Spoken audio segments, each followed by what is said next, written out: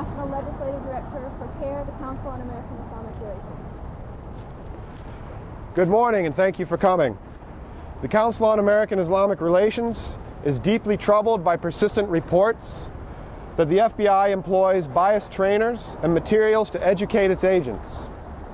We believe that just as good training results in good investigations, biased training can result in biased investigations. We're disappointed that the FBI has decided to frame as an isolated event recent revelations that one of its analysts, William Gothrop, taught agents that the Prophet Muhammad was a cult leader and that Islamic charitable giving is a funding mechanism for combat. Unfortunately, it is not an isolated incident. Documents from 2009 show that the FBI's Law Enforcement Communications Unit was promoting the idea that Islam transforms a country's culture into 7th century Arabia, and recommending anti-Muslim materials such as a book written by Robert Spencer, a notorious Islamophobe. Spencer trained the FBI and Department of Justice-led Joint Terrorism Task Force in Tidewater, Virginia in 2010. We sent a letter to them raising concerns about that, and when they responded to us, their representative ignored our specific concerns about Spencer's bias and responded to us by saying that Spencer was invited due to his status as a best-selling author. Further, Wired magazine has already produced additional evidence that 2 months after the training in question, Mr. Gothrop was again presenting material at an FBI-sponsored event and again saying things like, "We need to go after Islam itself," and advising law enforcement professionals to undermine the validity of key Islamic scriptures and key Muslim leaders. CAIR believes it's reasonable to question how individuals with such hostile views of an entire world religion can be placed in a position of responsibility where they can spread that bias to other agents. We also believe that now is the time for the FBI to take swift and transparent action to reform a system that allows bias into its trainings. Now, the FBI is a leader for many local and state law enforcement agencies, and they are the example. So we ask them now to set that example by taking swift and transparent action to reform their trainings. Thank you. Bias is very deeply entrenched at the FBI, and so I'm going to talk a little bit about the trust issues. I'm going to connect them to the need for congressional oversight and the institution of a new church committee to deeply investigate the problems that have emerged, not just in the context of the recent revelations of bias training at the Bureau, but its longer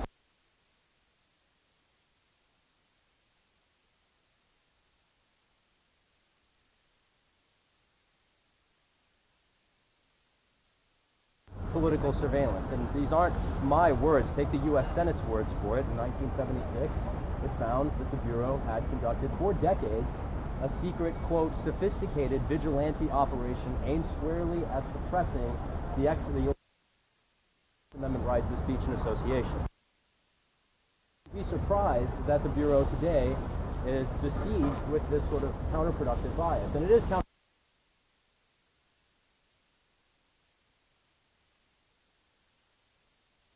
bonds and trust. By hiring Islamophobes as trainers, the FBI destroys that trust. The left hand undoes what the right hand is doing. And I want to put this in the context of other abuses that, again, are long established. The Bureau has long committed itself to suspicion by association and on the basis of faith. The bias trainings that we see in the most recent revelations by Wired magazine are one example. The infiltration regime that is operating across the country constantly is another. I had to sue the Bureau in 2008 so that anyone would even see the policy authorizing those infiltrations. The entire section on infiltration remains redacted. And I would ask you why no one still, years after the new CAIR guidelines were promulgated, knows on what legal standard the Bureau conducts its efforts. We do have documented Bureau admissions of essential lawlessness, admitting no constitutional protections against the use of even its most intrusive investigative technique, even the very minimal individual suspicion required for far less. As an FBI agent, need less suspicion to infiltrate a mosque than you do to stop someone on the street and pat them down for a weapon, which is obviously foolish given the First, Fourth, and 14th Amendment interests at stake. Last thing I'll just say here is these problems, while they do uniquely affect Muslims, this is not a Muslim problem. This is an American problem. Political surveillance and political scrutiny by the FBI has affected communities including environmental activists, peace activists, labor organizers, immigrant rights activists, and these are people of all different ethnicities, including white Americans born in the United States. The ultimate issue here is way deeper than training. This is about institutional accountability and the long overdue need for oversight by congressional committees that, quite frankly, have failed to do their job in the last couple of years. I do hope very much to see a congressional investigation at least of the bias training, and as long as investigators are at it, they should remember what their forebears found 30 years ago, when it took 2 years and 18,000 pages of congressional testimony to uncover COINTELPRO. Thanks for being here. Hi everybody, thanks for coming. The Dissent Foundation is a 51-year-old organization that works to protect and to promote First Amendment rights in the United States, specifically the right to dissent. I have to admit that I had to rely on a thesaurus when I read about this latest revelation of the FBI training program. The best word I could come up with to describe it is ignorant. It's not uncommon for the FBI to rely on bias and prejudice, stereotype, and unfounded assertions about American Muslims and Islam. And this isn't the first time they've done it, and it's basically ignorance that is training our law enforcement agents across the country on how to counter terrorism. It comes from the FBI's reliance on private industry that peddles misleading and inflammatory and dangerous information about the nature of the terrorist threat. And although the FBI quickly disclaimed this specific training, they have a long history of relying on ideology and religion rather than proven indicators of criminal activity. These kind of trainings undercut our efforts with local law enforcement to establish the credible community policing programs that the Obama administration claims is the center of the counterterrorism effort. These kind of trainings also give support to people in our public sphere who seek to demonize Islam as a terror religion. These absences of repression have made headway in Congress, unfortunately. There's language on the Intelligence Authorization Bill to form a commission that's designed to push our intelligence agencies to focus on radical ideology rather than criminal activity. And when they say radical ideology, they're talking about radical Islam. So these trainings don't take place in a vacuum, and Congress has to look at the investigative practices in the field.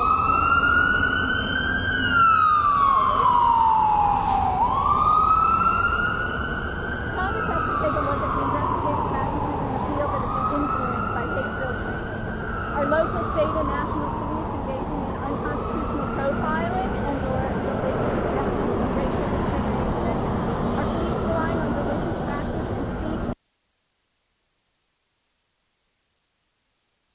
on the NYPD Secret Intelligence Division that specifically targeted Muslims. Yes. So we have to wonder why 10 years after 9/11 attacks, the FBI and DHS continue to rely on political and religious ideology activity as an indicator of the terrorist threat.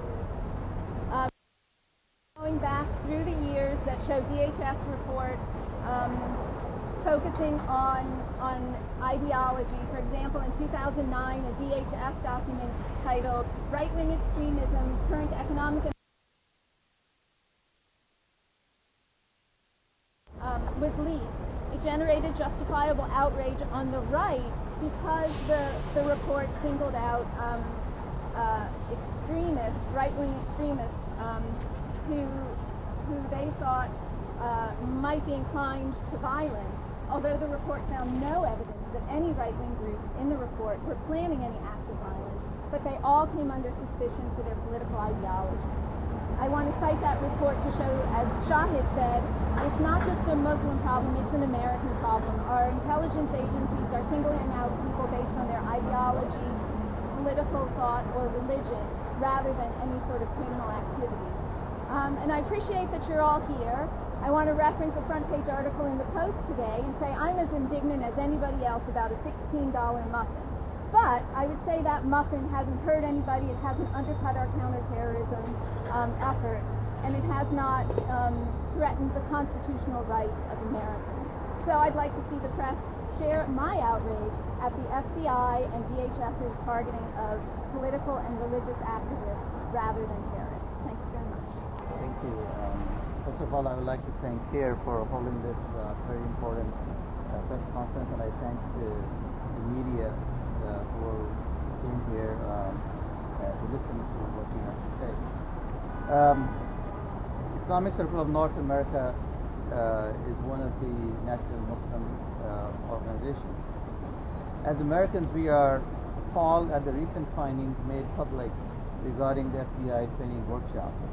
The Bureau's training documents and briefings indicate not only a severe lack of sensitivity, but most seriously, an alarming picture of misunderstanding about Islam and the American Muslims. FBI's approach to training clearly pushes the use of religious profiling and entrapment.